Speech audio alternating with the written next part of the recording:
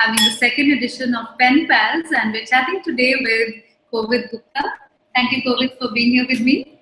And this young man is the author of 2 non-fiction books. Both of them are very interesting, and we're going to be talking about how he went about writing them and a lot of other experiences he's had as a script writer for television. Kovid, welcome to the Very Good Book Chat. Thank you for having me. Chat. And I'm really intrigued by your background, which is very multifaceted. You're a graduate of University of Texas at Austin, where you did a Bachelor of Science degree. And you're also an MBA candidate at Cornell University. But I looked from your CV that you've been a scriptwriter for Balaji Telefims, for soaps like Bade Achhe Lagte Hain and Balika Vadhu on Colors. You've also been a Tea for India Fellow, and you're also running your own NGO. So this is a pretty wide number of things you're doing. And you're also a published author. In fact, both your books came out in the year 2014. So let me just start by, this is your book, which is called Kingdom of the Soap Queen, the story of Balaji Telefilms. And you based it partly on your experience of working with Balaji itself. So how did the whole idea of doing a book actually develop in your mind, and how was the experience of writing it? Yeah, so I think I decided to write the book for 2 reasons.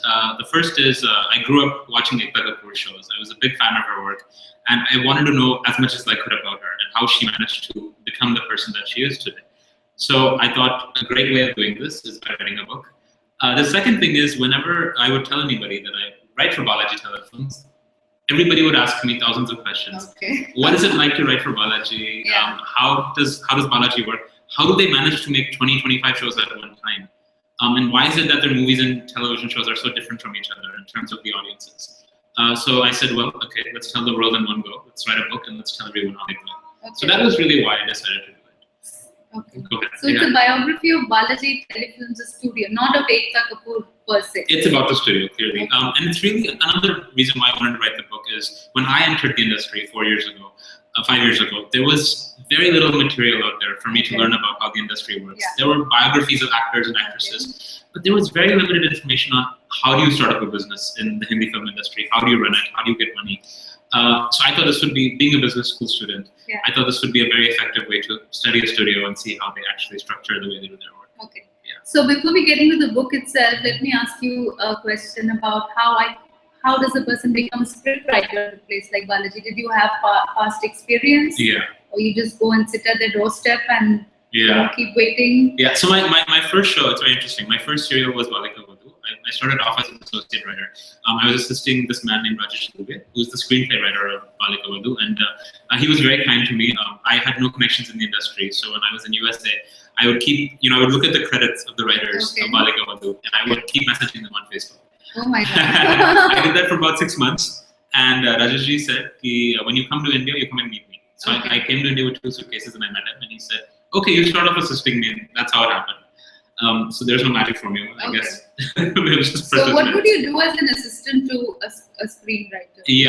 So a lot of it is every day we would sit on the episode, and we would have the story in place, and our task was to turn a 2-paragraph story into a 20-page episode. So putting scenes in it, putting dialogue, putting action, the choreography of the actors, etc. So it would initially start with, he would sort of start narrating and I would write, and then it got to, I would contribute things, and it became sort of, bouncing, or maybe I would write it and then get it approved by him. And that's how the cycle started. And did you get paid for this? Yes, It started off at a small payment, and then it increased and increased and increased. So basically, this is one of those industries where you just have to bang on the door and somehow get entry and improve yourself, right? I mean, there's no course you can do, or courses always help. I had studied screenwriting at the University of Texas, and that had definitely helped. But when I came here, I realized Indian television writing is very different than Hollywood movie writing. So I'm not sure if I was able to utilize that. But I think it's when people say this industry is closed and you have to be born to some rich family to get in.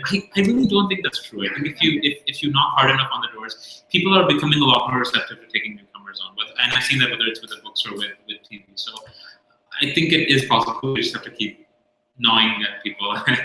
So, did you feel good about the stuff you were writing, or did you feel like it's unbelievable, or it's a little out of the, So I think fiction, especially television, is an extension of reality, and I think what happens is, especially with Balaji, I was fortunate to be on that show for almost 3 years, and our goal was, how do you get people to stop having child marriages, and how do you educate people, especially in rural villages, to be more cognizant towards educating their children. And but what we realized is this has to be done under under the umbrella of mass television. So you have to have the fancy costumes, the melodrama, the tears, the big havelis, in order to get people to watch the show. And once they're watching the show, you subliminally slip in your social messages. So I think that's the key importance of television, is if we can actually match the mass glamour and mass appeal with the correct amount of social messaging, we can actually create magic.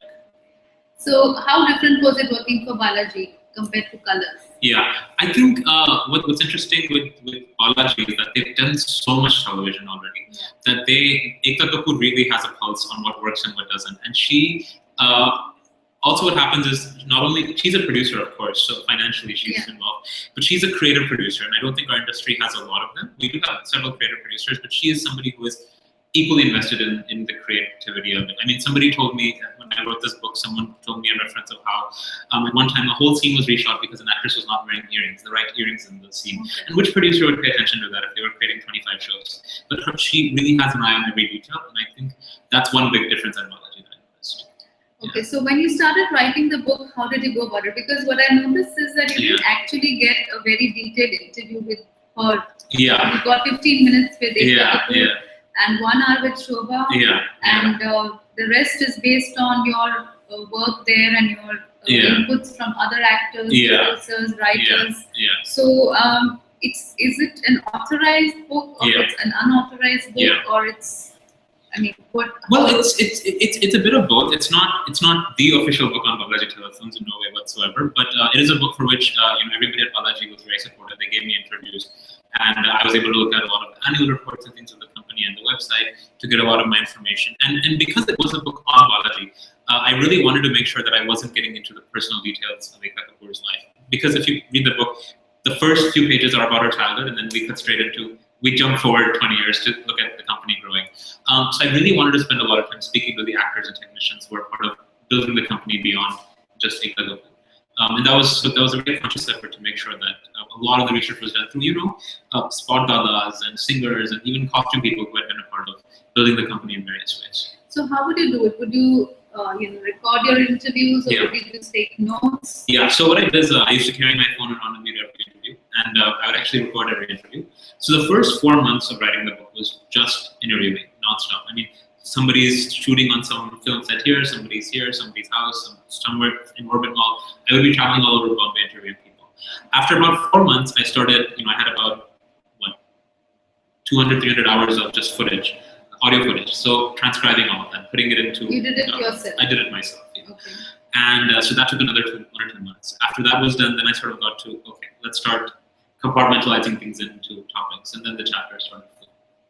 And so the whole process took you about 6 months? The documenting and data part, and then I'd say another 4 or 5 months for the writing. Yeah. And then you went to an agent to get your book published, or did you first go to publishers directly? So I actually, when the first chapter was written, I started approaching publishers. So I would say about 6 months from day one, I started approaching publishers, and because it was a book on Ekta Kapoor and Balaji Telefilms, a lot of the publishers said, send us 1 or 2 chapters. If we like it, we'll take it. So that's sort of how the cycle started going. So maybe I was lucky with my topic, but that's how. So for this book, you directly went to a publisher and you got HarperCollins as a publisher. I got an agent. So I first started talking to publishers, and then when I realized I could probably get a better deal by going through an agent, I got an agent. Okay, so that you would advise a new author to do that? Absolutely. In my case, I'll tell you, it tripled the amount I was getting. And I got a much better publisher than who I had started off with. So because they actually try to market your book to several publishers at once. So my agent, he did an auction, and he auctioned the book in the market. And because the topic was available, the new HarperCollins that I got was actually paid me triple the amount that the first publisher was. So I had a very good experience with the agent. And And what else does an agent do for you? I mean, what are Yeah. the inputs that an agent gives? Yeah. Does he actually help you with the manuscript too? Yeah. Or with the structuring of the book? So my agent had a look at the manuscript and he gave me his thoughts on it. And of course, there was the editor from the publishing house who was working on that as well. Other thing the agent was doing is he was working as the liaison between myself and the publishing house. So in terms of if I needed to push the publisher to get something on both of my books to speed up some process or, get me numbers or facts or figures, he was always sort of there pushing them on that. And that was very helpful to me because it was not things I had to worry about. If there were things I needed negotiated on my contract was a very big thing, right? He would talk to them about it, so it would not really hurt our relationship because he was the middleman doing that. Okay. And how involved were you with the marketing of this book? I mean, were you satisfied with the marketing that you received from the publisher? Yeah. Because many new authors have this complaint that, I didn't get the marketing support I wanted. Yeah. So what was your experience? I think it was mixed. I think when I look at the books, I think the publishers tried their very best. But I think maybe in terms of social media, we can probably be doing more. And I think my publisher and I are still figuring out what sort of things we can do to sort of increase the social media part of it. But they sent the book to both books. They sent the books to every newspaper and magazine that I could think of. And I think beyond that, it really depends on the publisher's relationship with the newspaper, right? And the person at the newspaper, himself or herself, whether they choose to review the books or not. Somebody told me that HarperCollins is usually put on the top of the list in terms of book reviews. So I was very fortunate that I got several reviews for this. So did you get good reviews or, did some reviews criticize you and was it hurtful or what was that experience like? So it was mixed. There was good and bad, and I think the bad reviews stemmed from one main thing where I think a lot of people thought the book was not going too much into the personality of Ekta. They wanted to know more about who she is as a person. And I think that the issue there was that the book was about the kingdom of the Soul Queen, not about the Soul Queen. So it was hurtful. Obviously, in the beginning, I think any new author goes through that process, and then you read and you read and you read and you read and you analyze, and then you think, okay, there are things that I can take away from this. There are ways that I can make this better. Some reviewers said that some things looked a little factually incorrect. So maybe in the next version we're going to want to work on those. Okay. So. In fact, one of the most interesting things I found about this book is that it talks about the fact that Balaji Telefims really was ruling the soap opera business for maybe 5 years, 6 years, 8 years, from 2000 to 2008. And then suddenly in the year 2008, there was this, what you can say, downfall, where basically they lost their, the jewels in their crown, which were these two soap operas, Kahani Ghar Ghar Ki and Kyunki Saas Bhi Bahu Ki. And especially Kyunki Saas Bhi Bahu Ki, I think, was very traumatic the way it happened, where their contract was terminated at a very short notice, and there was a court case. So I think, pretty much she reached the top, then she was toppled off by the competition and the forces of the market, and then she kind of and the production house made a comeback with films. So I think that's like something that maybe was the most interesting part of this book for me. The fact that you have to keep reinventing yourself. You can't just lie back and enjoy your success, no matter how successful you are. Day may come when people get tired of that formula and they want something new. So it's all temporary. So that was really, apart from the interesting thing about how the serials are shot. I mean, that was also quite revealing. I mean, we haven't gone behind the scenes and seen all that. So that was pretty interesting for me. So I'll take you to the second book. This is called Redrawing India, and this is a book which is based on your experience as a Teach for India fellow. I was working on the staff. So okay, so you were not a fellow. I was on the staff. Okay. So Teach for India, for those of you who don't know, it is. Why don't you tell them? Sure. So Teach for India, the mission of Teach for India is to end educational inequity in India. And the way we do this is by a 2-year fellowship, where Teach for India recruits the country's, India's brightest young people, the brightest college graduates, and the brightest young professionals to work as teachers for 2 years in low-income schools. And the goal is that in the short term, we will educate children in our schools, but in the long run, these same fellows who will become alumni of Teach for India will impact Indian education on a more national level. And eventually, if we have enough people working towards a common mission, we'll solve the problem. Yeah, so I in fact learned about Teach for India when I was writing my book. I Have a Dream, and I interviewed Shani Mistry, who at that time I think was better known for running the Akanksha Foundation. And then she told me I've started this new program called Teach for India, based on the Teach for America program, where I'm going to try to get the brightest young people in India to work for 2 years in municipal schools. You know, really to experience what it's like to be in such a school, and maybe their very presence and the kind of input and the kind of energy they put in there is going to help to change the way things are. And I think the first year you maybe had 100 fellows, and now I think there are 930 fellows. And I think in its own way, it's really impacting the way that education is being thought of, in the sense that most of us will never actually go to these schools. We wouldn't even go in these neighborhoods. I think I met one of your teachers, Srini Swaminathan, who was working at Dharavi school. And what an amazing classroom he had. So I think you've captured that spirit in this book. So tell me something about the writing of these books. Now, is it that every organization you work, you decide, I'm going to write a book about that? It's funny, somebody told me the same thing a few weeks ago. They said, I'm scared of hiring you. I'm scared that when you leave this place, you're going to write a book on it. I think I just get very interested where I'm working, and I decide, let's convert it into a book. I think with Teach for India, one very important part, as I said, is the alumni movement, and the belief that wherever we go after Teach for India, we will impact education in whatever way we can. So whether as a doctor, I may give free medical services to underprivileged children. As somebody in the government, I may create better policies. As a writer, I may write a book that will create more awareness for this issue in India. So for me, I think that was a big reason. I said, how can I contribute back to our cause, doing what I think I'm okay at doing, which is writing. So I said, let's try doing that. Okay. And how long did this book take for you to write? Yeah, I think this was from conception to publishing about a 1-year process. So I'd say writing 6 to 8 months, maybe.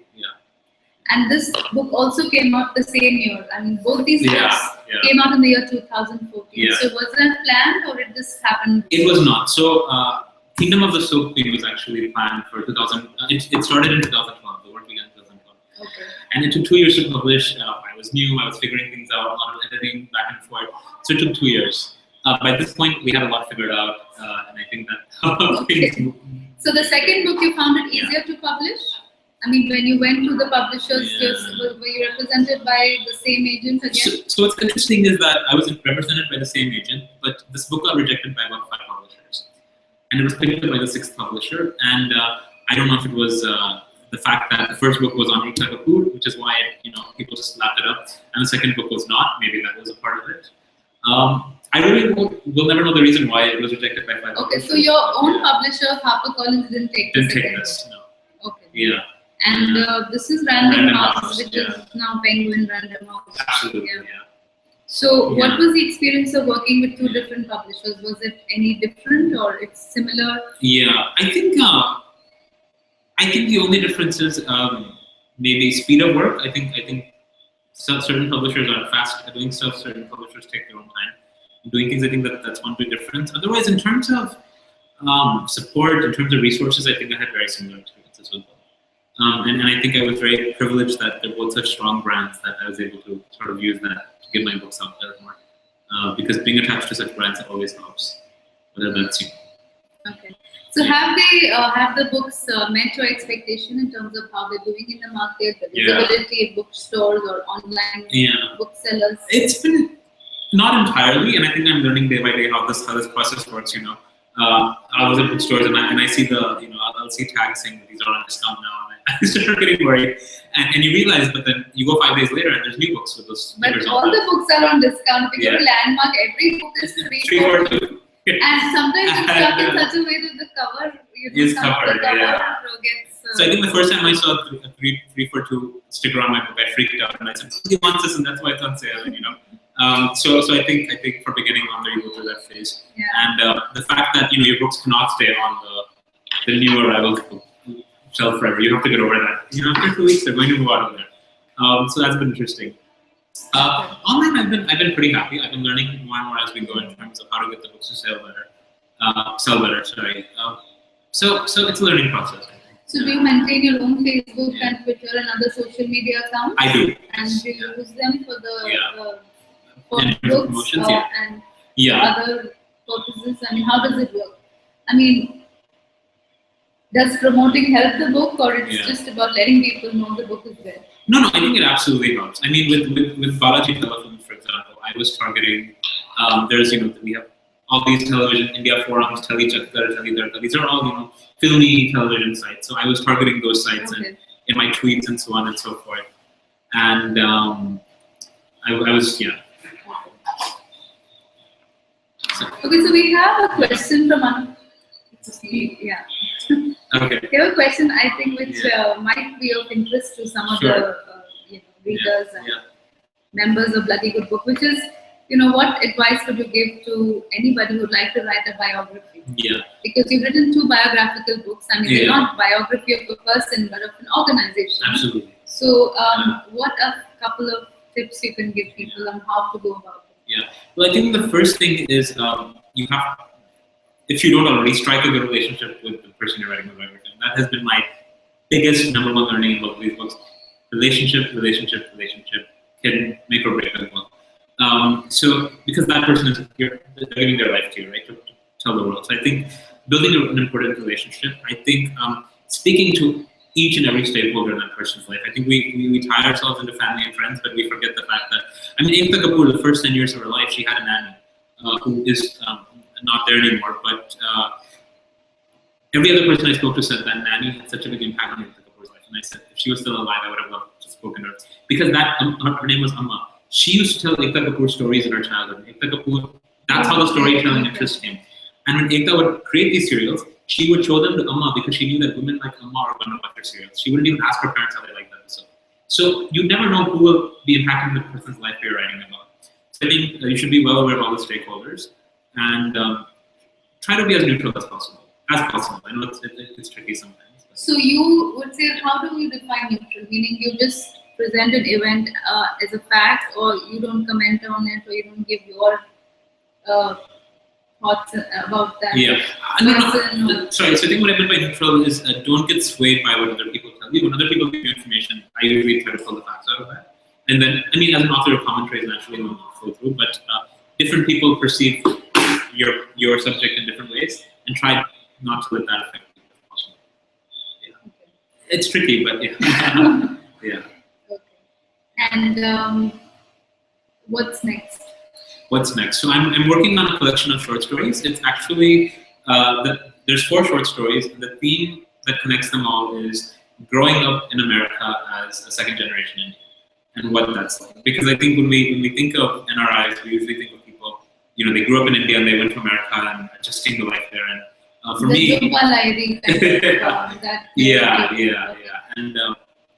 And so I grew up in America as an Indian, and then I moved to India at the age of 22. And my father moved to America when he was 22. So what is it like doing it the other way around?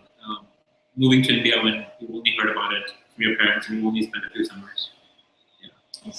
So I want to ask you a little bit about, you mentioned in your book that Chitra Banerjee was your creative writing teacher. Yeah. So tell us a little bit about that and how it's impacted your writing. Yeah.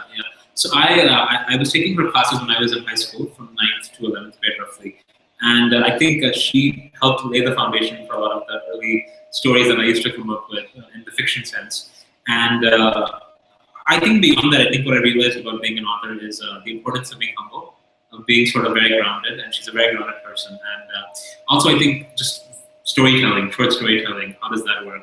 How would the sessions work, and how did you get to be part of this kind of writing? Yeah, so we actually used to attend the same temple and to my mission, and every Sunday, and she used to hold free classes for everybody, whoever wanted to attend, kids, teenagers, adults.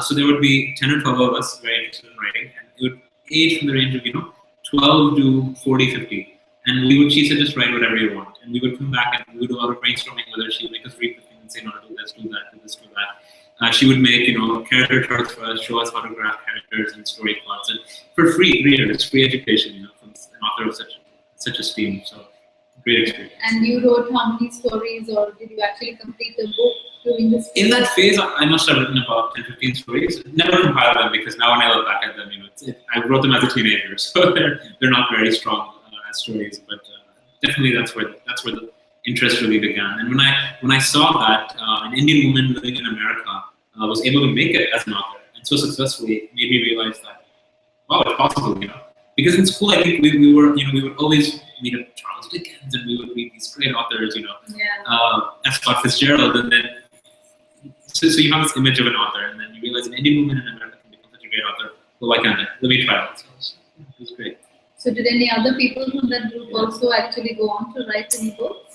They haven't written any books, but I think a lot of them are still into writing, and they really enjoy it. Do you have a writing routine that you do write something every day or every week or every month? Or how does it work? Or only when you're working on a book then you write? Yeah, no, I write all the time. Not necessarily an everyday thing, but I will, if I'm in a bus, I'll put on a book and I'll start writing a short story. I'll just keep writing it. Or on a Sunday, I may decide I just want to stay in for 10 hours in my bedroom and just write. Not do that. I'll make a confession during my MBA classes. I think 80% of them, I would sit in the back row. The professor would talk and I would put on a book and keep writing. So you actually write on paper, you don't write on a computer? Or I tend to write on paper, and then I transfer it on computer, which I understand is a lot of work. But there's something about the pen that your keyboard cannot provide you.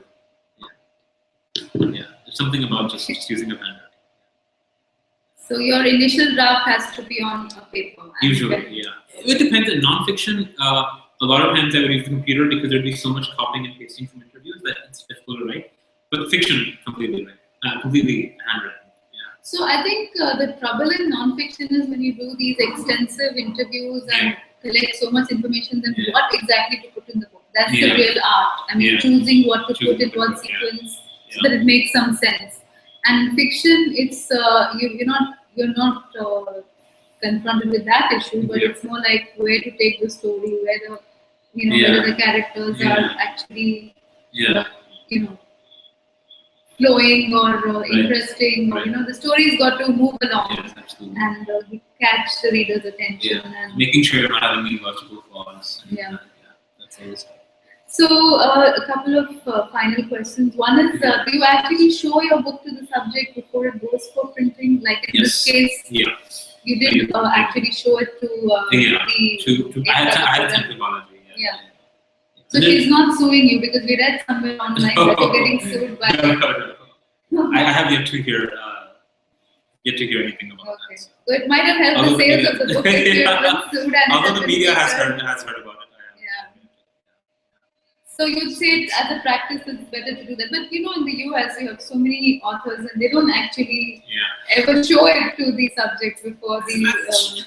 So it's tricky. It's a fine line because if your subject says I hate the book, I want it all changed, well, that opens a can of worms. For me, I think getting access to information has been easier because I know the subject, because I had a relationship with the subjects. A lot of the people that I spoke with, it was easier to speak to them because I was writing a Balaji show already. I had a relationship because I was writing for Balaji. If I was just somebody who wanted to write about Balaji, I wouldn't have that. My resources for information would be not that great. So I think that is what helps. Unless you're talking about somebody who's very public and whose life history is already. Like maybe Narendra Modi or something. There's so much about Narendra Modi already in the world, right? So, but did they ask you to change a lot of the book? Or did they ask for some deletions? Or there were a few changes. There were a few changes, and then Teach for India, of course, Shaheen was working with me on this, so it was sort of shown to her from day one, and we were working on that. So that's what you would suggest to any aspiring authors. Unless you already have collaborate with your subject.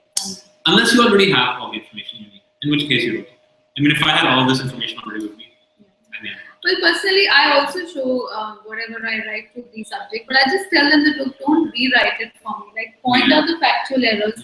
If there's something in particular that you don't want, then tell me why. Like, just don't, just decide, okay, like, let's just cut off 50% of what to discuss because, you met me to give me the story. In my case, I meet people and they actually agree to be part of the book. So, don't worry about looking good or bad. If you try to make yourself look very good, it's not going to be believable because everyone has gray areas, and you've got to be come across as a believable and likable human being. Otherwise, it's like, you're like God. Right. So generally it works. And when people want too many changes, then sometimes I just tell them that we can't publish this. So I've taken a stand on that a couple of times. So any last words of advice for young authors? What should they do? If I'm out there, I want to publish a book, I want to be a HarperCollins author, I want to be a VTB author. What can I do? The first thing is not to give up. I think, honestly, I had nobody in the industry. I did not know a single person, and still managed to do a little bit of something. So I think be very perseverant. I think getting an agent is a very strong suggestion, especially for first-time author, because after the second, once you're as experienced as you are, I think you sort of learn how things work and how they don't, and you can negotiate deals for yourself. But when you're starting off, I think it's excellent to get an author, to get an agent. And who was your agent? Gupta. I recommend him.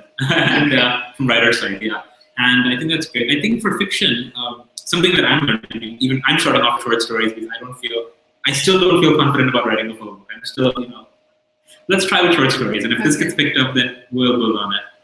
So I think the building process always helps as well. Of course, if you're confident about what you're doing, that's great. So, I think just don't give up. As I said, the first book got picked up, and the second book, it took me 5 tries. So, it's just because I haven't published doesn't mean the second one worked. And so, I realized after the first book that every single book is going to be restarting again. Okay. That's great. So thank you so much, Kovid, for spending time with us. And these are Kovid's books. This is the Ekta Kapoor Balaji Telefims book. This is the Teach for India book. And we will be giving away these books through the Bloody Good Book blog over the next week. So come and take part in our giveaway. And once again, all the best for your new and further writing. And we look forward to many more books from you and to having you with us here again. Thank you so much. Thank you so much for having me. Goodbye. Have a great evening. Take care.